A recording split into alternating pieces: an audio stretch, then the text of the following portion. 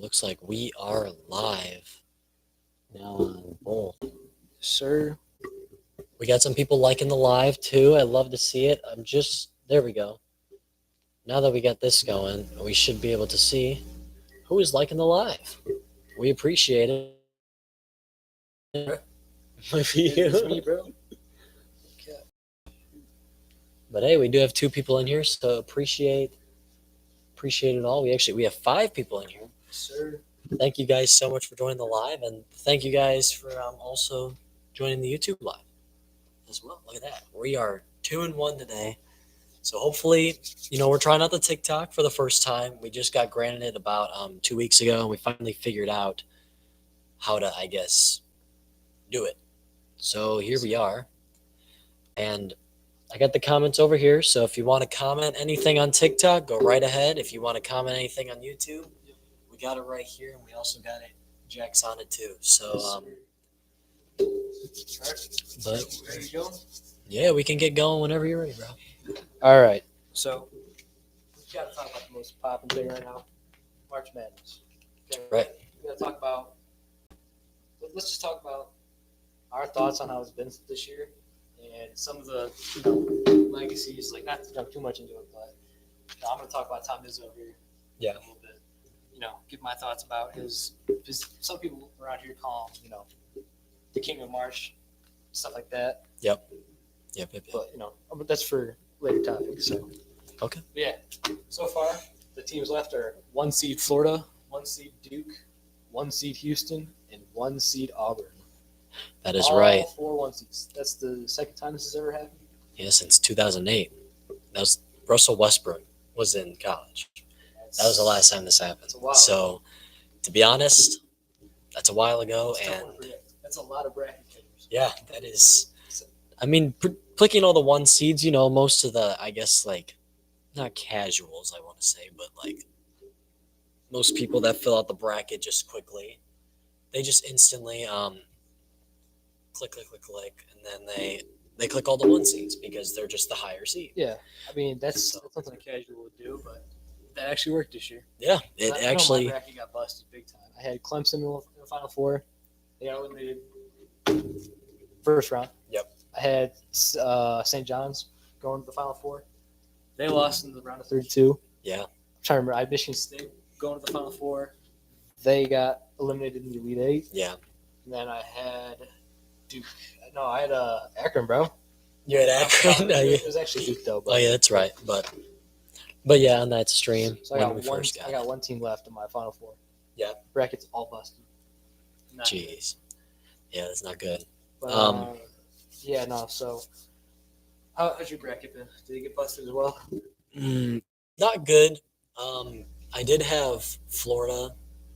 I did have Duke because I have Florida and Duke in the championship. Yep. But then I had Tennessee. Yeah, because I looked them up and they're very good defensively.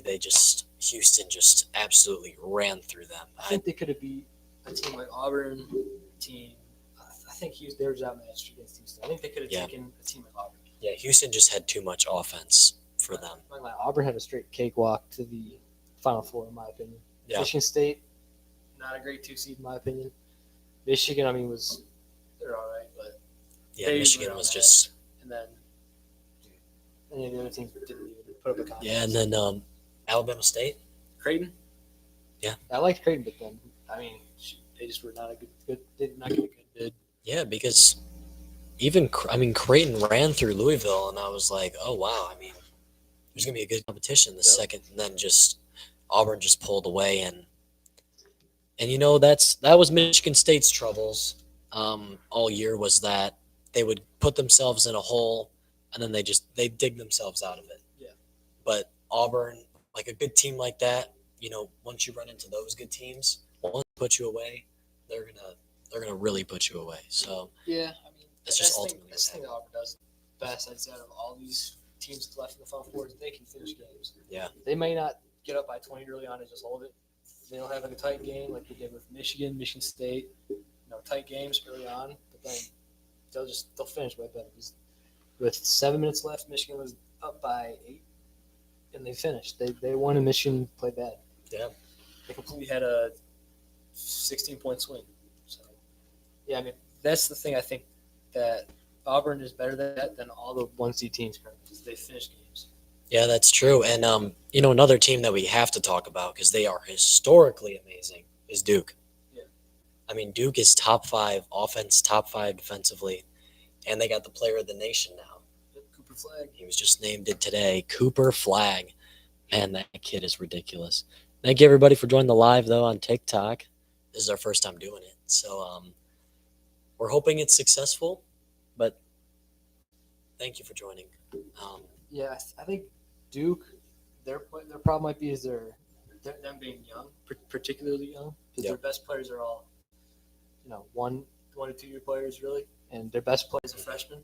The best player should be in high school still, legit. Yeah, he's in class, right? Yeah, Yep. yeah, he went up. So again, I mean, hey, Duke, they look fantastic. Honestly, I don't even know which team to really pick here. I don't think Houston's going to win it all. I think Florida might have the best chance. Yeah. Because, they've been down in some of their games, Yeah. but they proved that they don't give up and they fight back, and they never think that they're out of the game. So there have been some times where I was like, ooh, they're not playing very good, but Yeah. they picked it back up and they would end up winning the games. So I think they might be the hottest team in college basketball right now. That's true, but you did talk about Auburn and how good they are at closing games. Yep. I wonder if that'll play a key factor in Florida's little comebacks that they've been having because, Yeah. I mean, they've done it pretty much the whole tournament. They just got to stop. They just got to start getting out to good starts and just playing like they do in the second half usually. Yeah, and they have the experience. I mean, they have Elijah Martin. He's been in the Final Four before. Yep. They got Walter Clayton. I mean, he's played at Florida. He played at Iona when Rick Pitino was there. So, again, I mean, they have a ton of experience on that roster. So, in my opinion, it's because Auburn's full starting lineup is seniors and above. Yeah. So, again, I mean, it just shows that experience is key in basketball, and that transfer portal, man, it is ridiculous now. Yep. Honestly, I think Houston's probably the worst team out of all the 1 seeds. I know they played good against Tennessee, but I'm not a big fan of Houston in March Madness. Yeah. They always lose. Like they never for the championship. I feel like they always lose at a weird point. I think their ending is coming soon. Yeah, I think, to be honest, I don't know how they're going to defend Cooper Flagg. So I think their end is tomorrow at about 11 o'clock. Yep. So my thing with March Madness this year is I don't think there's been a whole lot of upsets. There's very little upsets. no, and I mean, The only one that really comes to my mind is McNeese State. yeah, that was the biggest. Because by the way, this was the first year that, in a while, actually since 2008, conveniently, that the 13 through 16 seeds did not win. Not a single one. Yep. Edged it out for them. It was bad, and none of them were really that close either. Like Michigan's game was close, but there was a 12-5. Yeah. I'm trying to really think here. Most of the games are never that. No, they were all double-digit wins by the top 4 seeds. I mean, props to the committee, though. They did their job. They picked the top 4. Now, of course, do we disagree with some of the teams being a top 4 team? Yeah. But at the same time, the committee's job is to pick the teams so that it matches up to where the best teams play each other. I feel like the committee I think the committee's got to find a reason for these teams to want to play their conference championship games because the only thing it can do for you is really hurt you. Yeah. Like you can see Michigan, they won the Big Ten tournament, cool. Yeah, Wisconsin, Purdue, Maryland. all teams that they beat are ahead of them in seeds. Yeah, and that's even worse is that they swept Wisconsin. But if Michigan lost first round in the Big Ten tournament, they'd have been 6-7 Yep. seed. Yeah. So they've got to find a reason to have them playing. Yeah, because I'm pretty sure didn't Florida win the SEC? Yeah. And somehow Auburn was They beat Auburn. Auburn. No, they beat Tennessee. They beat Tennessee. Oh yeah, Yeah. Auburn didn't even make them. Yeah, Auburn didn't even make the final in their own conference, and they were somehow the number 1 I overall think it's seed. like college football. The championship game, the conference championship game, all it can really do is It just guarantees you. give you a reason to not make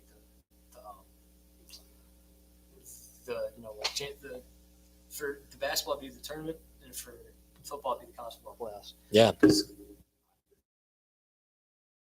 thing for football, for college football, is by expanding the college football playoffs, it allows that to not be as much of a reason to knock teams out.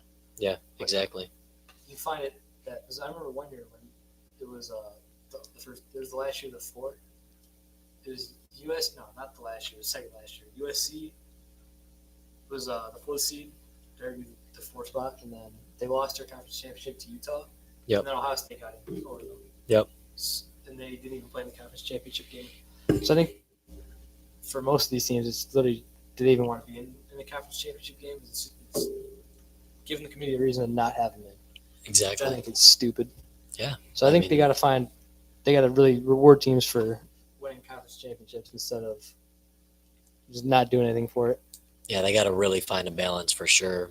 But I guess this kind of flows into Tom Izzo's. Yeah. Tom Izzo's I little got to talk spiel. about this. So he's been coaching at Michigan State since 1995, That's right. and he has one ring, which is cool, but it was from 2000. He has 2 NCAA championship appearances. He's 1 for 2. That's not bad, but to call him March like Mr. March, I think I think there's at least 4 college basketball coaches that you could make the argument are better than Izzo all time. Coach K from Duke. Yep.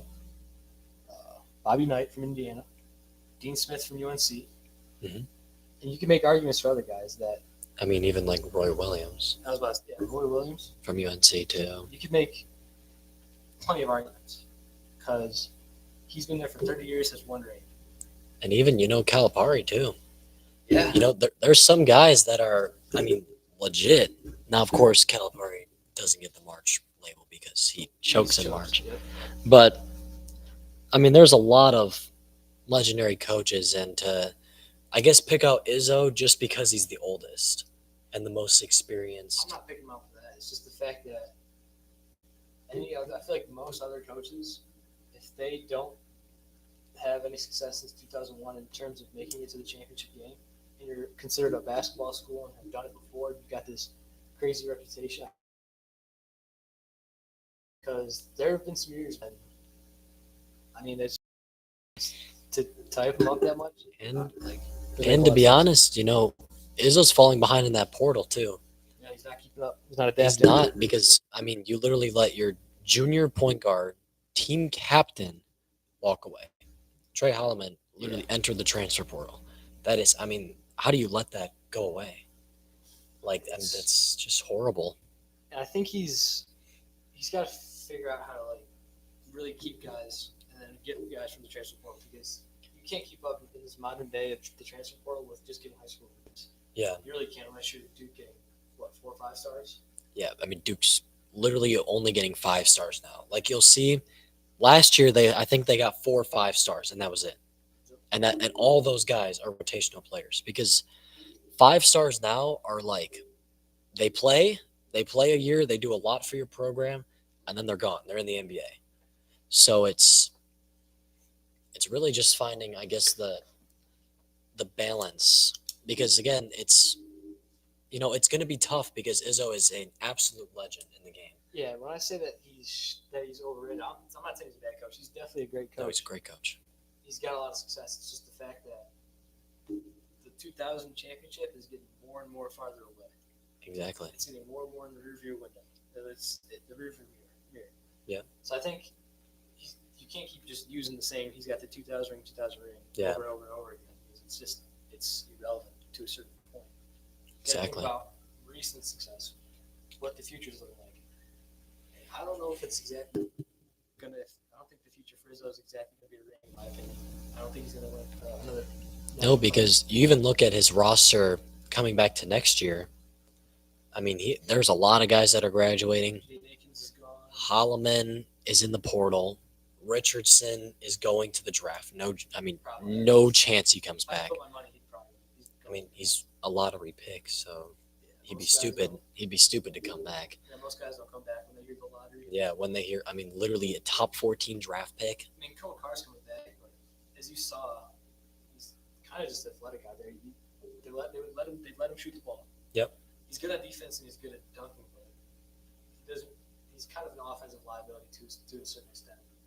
Yeah, and at some point you got to think, is Cohen Carr. You think the last time, I guess the last player that Izzo was going to invest in. That's what a lot of the storylines are saying is that Cohen Carr, right? I think Izzo was going to try to have a different player than Cohen Carr be his last investment in a sense. I think for Izzo to go out with just Cohen Carr, that's his prodigy or however you want to title it. Yeah. I think that's kind of going out sad, in Yeah. my opinion. I think Yeah. he's going to try to get one more class with a good guy, with like a great player, and try to invest in him. Yeah. That's my opinion on it. I don't think his recruiting classes or his transfer portal classes are going to bring in title anytime soon. No, because if you even think about last year's guys they brought in, I mean, he brought in Frankie Fiddler, who was fantastic at Omaha, fantastic player. I think he was averaging, it was close to like 30 a game. I mean, he was just dropping buckets. And then he comes to Michigan State and just underperforms just because he hadn't been on the big stage. Yeah. It's just when he gets good players in the transfer portal, it's just like, it seems like Izzo's success in the past has dwelled on, I guess, just having them in the program for so long. Because there were guys that he recruited out of high school, and by their senior year, they were a rotational player. They were fantastic for Izzo. So, but now in this day and age, like that, you can't just redshirt a guy and expect them to stay. Yeah, nowadays, since the transfer pool is such a popular thing, guys, they don't see playing time. Some will wait out here. Some are going to make it that long. It also depends on the moolah. Yeah, money. Schools are willing to give out money. Some aren't. Yeah. That's the name of the game. Truly. Because you've seen, I mean, even like, I guess Michigan's case too, with Trey Donaldson. Yeah, I was just going to bring that up. Like, that dude literally was a starting point guard for us. And I think there was 2 reasons for why. Yeah. He left Michigan. 2, Miami was giving him money. And I think, let's see, like on the name off the top. Elliot Cadeau, yeah. I just don't think he wants to deal with the competition, especially with, Honestly, it might have been that maybe they knew about Trey transferring. Yep. So they went and picked up Elliot Cadeau, which, by the way, Elliot Cadeau is 10 times better for point guard than Trey Donaldson. But that's besides the point. I don't know about that. That's besides the point. I don't know. I think that's I think that's an over-exaggeration. Michigan's problem was their biggest problem this year. Turnovers. What does Elliot Cadeau do the most? He has a great assist to turnover ratio. What Way does he better do? than Donaldson. What does he do a lot though? He does turn the ball over. That's a problem. So you're just I know. You're adding a turnover problem to another turnover problem. I hope he can clean it up under Dusty May. But Dusty May's got to figure out the turnover problem from this season and hope to not and work towards not having that happen next year. So I think I think if he can come in and turn over the ball less, I think it would be a way better decision. But he turns the ball over more than Donaldson. And that cost Michigan 2 games, and it made games a lot closer than they needed to be. Yeah, like that Auburn game. I mean, Donaldson, you remember that one play when he tried to lob it to Golden? Yep. Like, there was no need for a lob. There's absolutely no need for a lob. And, I mean, again, and of course this is, we kind of just got to put it in the past because, again, every team looks brand new year to year. Because Michigan, they lost Donaldson, they lost Golden, and they might even lose Wolf, which they just shoveled a deal to him. I don't know if you heard about it. They shoveled $2.5 million his way. That makes sense. I think Michigan, if they lose Golden, well, they're losing Golden. They're losing Golden. Yeah, if they lose Wolf, that's bad. They're going to be in dire need of size. Yeah, because we just got a guy in the portal, but he's 6'9", and I mean to lose 2 7-footers, and I mean currently right now on the roster, your center is Will Cheddar, and he's 6'8". He's 6'9". like He's more there for. he's big. He's a stretch big, which again, you can pull that off in like the NBA because of how fast paced it is, but you can do small. But ball. College. Yeah, teams can have success in small ball, but No, in college it's a little tougher, man. I mean, if you're trying to like win as big as we hope Michigan wants to, I don't think that's the move. There's nobody coming in from the high school class who's really the center. They No, got Trey McKinney. They got then they got Winter Grady's, but none of them are. both are wing shooting guard guys. So, hey, we're gonna be good at guard next year. I'll tell you that. We better be really good at guard next year because I hope so. I mean you got experience coming back mixed with the young talent, especially in Trey McKinney. It's gonna be interesting to see what he does. But I think I like him. He's a good player, but I worry about him a little bit because. And if he doesn't see his, and an example I have of this is Scottie Pippen's son. yeah, He's already gone. yeah, Justin Pippen. Lasted not even a year, full year.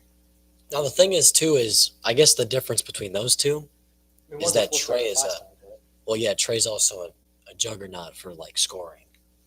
Justin, is he? Yeah. How I many mean, points the did Trey McKinney put up in the state semifinal game this year? I have no clue to be honest. I barely even watched it this year. Okay. But I'm gonna tell you that he can score. You seen him against IMG, didn't you? But no, he played great against 37, and I'm be honest. I just think that this year he just team swarmed him, and Orchard Lake was nowhere near as good as last year. They were insane last year. They graduated. I think the East Lansing team is just better. They don't have. Oh any- yeah, They they were. don't have any top end players. It's just they got a lot of guys who are going to go play major basketball in college. Yeah, mid major D1s. Nobody's going to go play at a Power 4 like Duke or Michigan or Michigan State, anything like that. Nobody's going to play in Big Ten. Well, maybe what's his name? KJ Tolbert Jr. Maybe. Because his dad played at Michigan State. But Okay, so you got one guy. yeah, but it's one guy, and Others are going to go play college basketball. Yeah. At the Division I level. yeah, that's That's huge. better than just- I mean, you look at the example from last year too. If we're talking Michigan high school, I mean that's how Southfield was. Yep. They were D1 guys for football, literally spread across the field, and they were able to just kill teams. Warren Lincoln is an example. Yeah, Warren Lincoln is a great They example too. have the two brothers who are going. One's playing. Okay, I can't remember off the top of my head. One's going to play at Western Michigan. One's going to play at Eastern Illinois. Yep. And another one's going to play some other D1 school, another mid-major. Yeah, but they got that spread out Overall, they're D1 a good team. talent. Yeah. Orchard Lake just didn't have that this year. They just literally had Trey. So all you got to They do have is Isaiah Hines. he's not. Is he I playing don't- college basketball? He probably will. Yeah. Is he committed? I don't know, but he did have like 2 D1 offers, Yeah, but I that mean, usually from- means like they'll change it to oh, we thought you're going to get more. Yeah, I mean, you see that a lot in football. These sophomores are getting offers, but that's just kind of like if you keep progressing, like you think this offer will stay. And if not, though, then pull it at any time. Oh yeah, for sure. Then I'm trying to. There's some players that get some crazy D1 offer, but by the time their junior season's over, that offer's all of a sudden gone. Yeah. It's weird. Yeah. That's why it offers just kind of just like essentially like a compliment or like this, Well, it's also like we're going to invest in you right now. That's not even- See what investing when you bring them on. That's just kind of hey. I guess it's more like a stock risk. Well, actually, it's not really a risk because No. you can just pull it any time. taking the risk Nothing is will actually happen. have them on the roster. Yeah. I think that's like I said, it's more just a compliment, or like a grade report. Yeah. This is how you're doing. If you keep progressing, like you think you can be on the team. Yeah. But I think that's enough of college basketball for now. Yeah. Something I want to really talk about. It's the MLB so far. Yeah. I think I got to talk about my two teams I think are heads and shoulders better than everybody. LA Dodgers and the New York Yankees. That It's is not even 100% close. true. I think they're just heads and shoulders better than which does show, which we've talked about in the past. The baseball market Whoever's willing to spend, is just horrible. it's it's buying. It's buying wins. Yeah.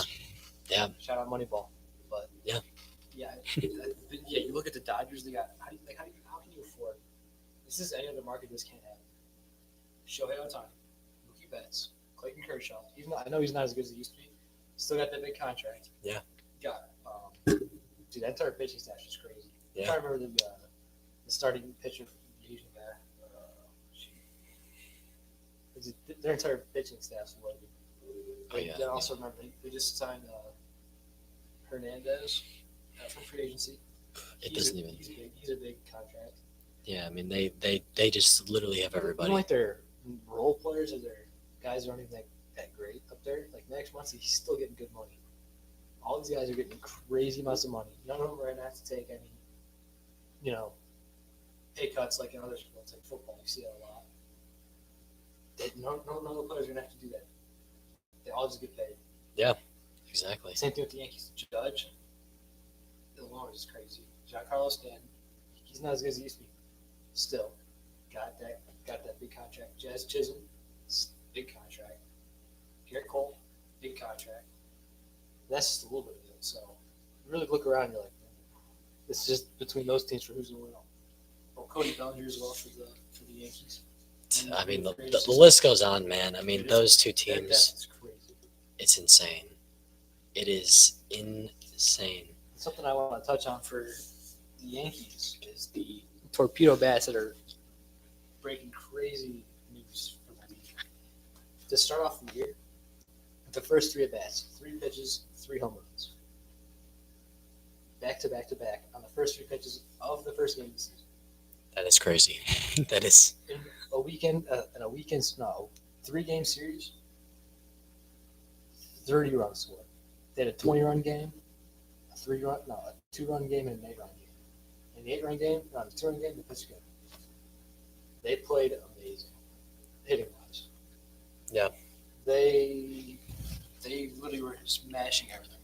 Yeah, I heard about that. The big part is the torpedo bats.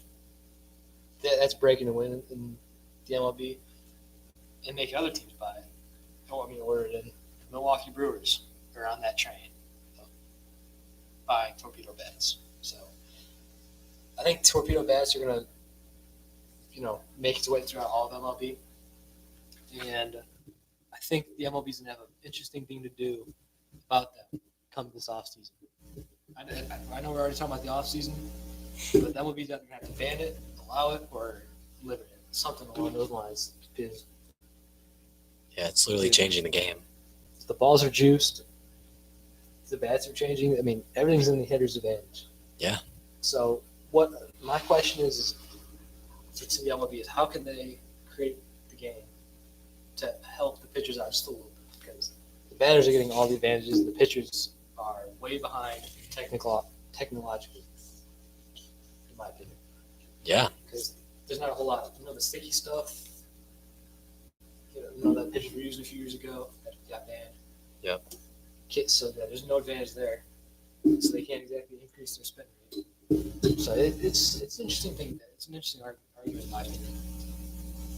Yeah, it's definitely changing the game. I mean, we've seen. I mean, they bought so many of those torpedo bats after they had those performances. So I heard about that, and then of course a couple other teams buying it. Yeah, we talked about it off camera. I mean, what was it? It was the Brewers. The Brewers. Yep. The Brewers buying it. I mean, that's insane. I mean, just a bat. That's how progressively make its way throughout the entire league. Yeah, and then it's gonna hit the league office, and we're literally how many games? Like 10 games into the season? Not even 6, I think. Yeah, like 6. No, not 6. Tigers have played 7. Yeah. So. Yeah, 7. I mean, that's insane.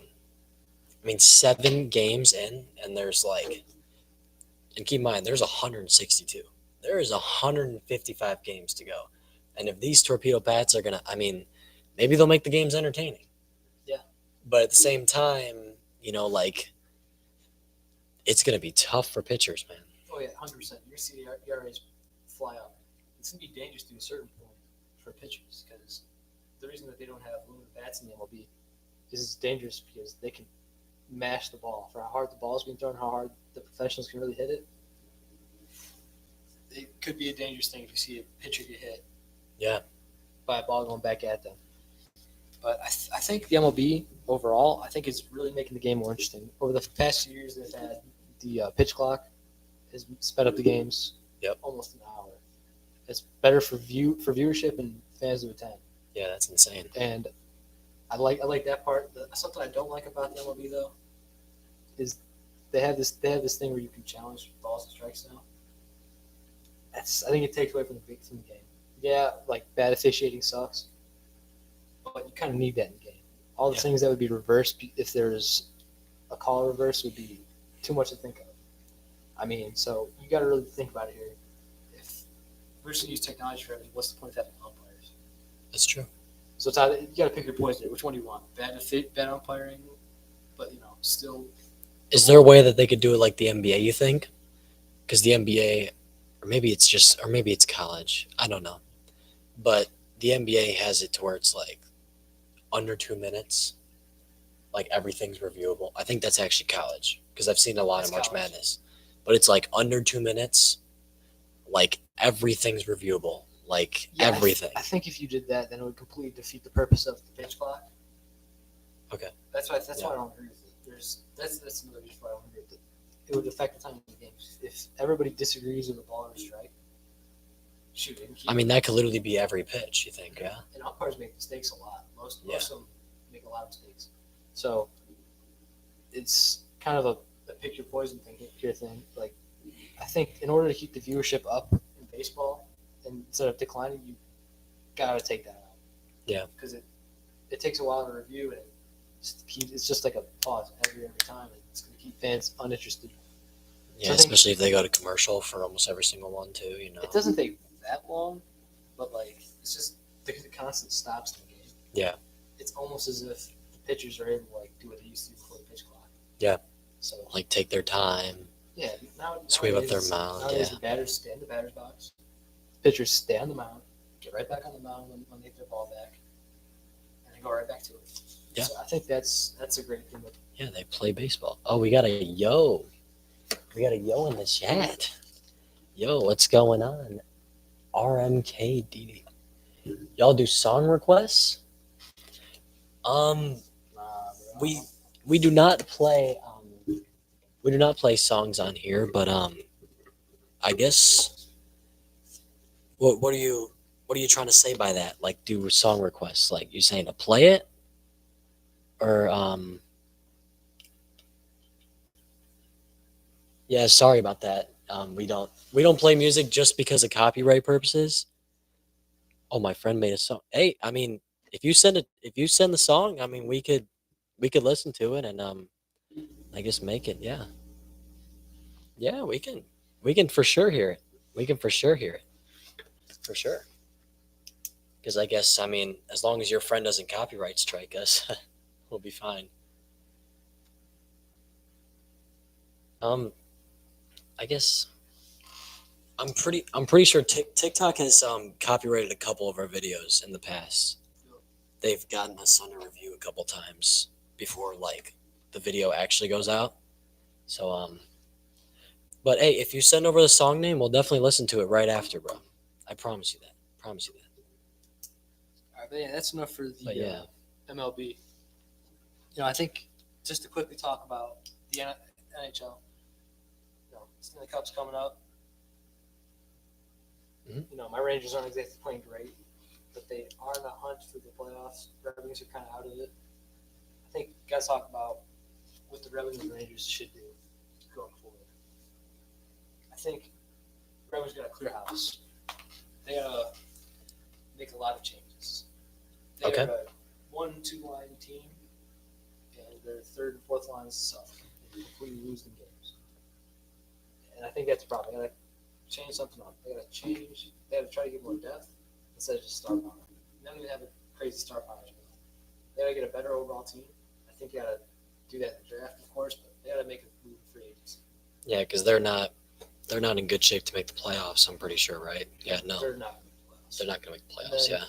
And they're, by the way, they're the only major Detroit team that will not make their recent playoff. Yep. Because the Pistons, they're pretty much in. Most likely going to make it. Yeah. And the Lions, they just made it. And the Tigers, they just made it. So that leaves out, one team. And I mean, the Pistons were literally the worst. So, yeah. I think another thing they got to do is they got to fire everybody who's a coach. Whatever their strategy is terrible. They run and they dump and chase. Yeah. And they quickly shift lines, and that doesn't work with them having a lack of depth. Teams that do that have to have a good sense of depth. So I think what they're doing there is a bad idea. And they got to either change their play style, which is changing their coaches, or they got to get more depth for that to work. No, you got anything to say about the Ravens? I mean, I've just been watching their games, I guess, and a couple times just when I can. And I will say this. I mean, man, they dig themselves in a hole a couple times. I guess I don't really know a lot about hockey, Yeah. but I'll tell you that just based on, I guess, their offense isn't the best. Like, when they make a push, it's like, okay, like there's something, and then they just make an error. And My thing whenever I watch them is they always look 3 steps behind. yeah, And it's Yep. pretty bad. that's what I was really trying to find that. Like, they just look like they're lost almost 90% of the time. Yeah, I think that could be, having some young players, but they got enough veterans to be able to play better. They should be playing better. Yeah. But yeah, I'm not really. I know I'm not a fan of the Ravens, but after seeing them play, it's really bad. As a guy from Michigan, it's sad to see. Yeah, that's horrible. Especially, we could literally had all the Detroit teams, It's just, First time. and I mean, Michigan and Michigan State just made the March Madness. Yeah, Michigan Michigan made the Sweet 16. They State made the Elite Eight. I mean, the hockey team pretty good too. I mean, Michigan had a Yeah. down year. yeah, but State, college hockey, man, it's been interesting. yeah, because State lost the That's first been round. March Madness, the hockey. That's been actual madness. Yeah, that's been. State lost to Cornell with 10 seconds left. 10 second, a goal with 10 seconds left. And then they did their band played. So what is that? What is that upset? What is that like seeding upset? Well, Michigan State was the best team in the country. Oh Or boy. they were like top 4 all year. They were ranked 1. So they were a 1 seed. It's essentially a 1 seed losing to, since there's 16 teams that make it. Yeah. It's like a 1 seed losing in the Sweet 16 to a 4 seed. The 4 seed. Yeah, kind of. That's kind of the best way to explain it. Yeah. But imagine like the 4 So everybody's decent. Imagine that makes it, right? Wait, no, every team that makes it Is they're good. They're good. Yeah, no, they're good. Yeah. Okay. But it's like a 4 seed that shouldn't be beating the 1 seed. And Cornell beat them. Yeah. Dude, the games have been crazy. The Boston College games have been good. Yeah, Boston College is good every year, man. Dude, this year, since there's been so many down years for teams like Minnesota, Wisconsin, Michigan, a lot of like teams that nobody's ever heard of or that aren't particularly competitive, they have been making upsets and have been making names for themselves this year. Which has been very fun. That's honestly that's a good thing. Since Michigan hasn't been great this year, I haven't really been watching them in hockey as much. But dude, I was watching I was watching hockey with my dad since he's a big college hockey guy. Those games get intense. Like I was really getting interested, and I don't even have a rooting interest or anything. Yeah.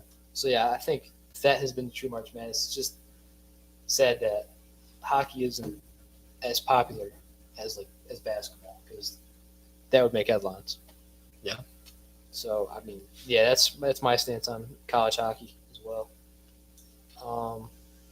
Probably should move on from hockey as well. Yeah. We got to talk.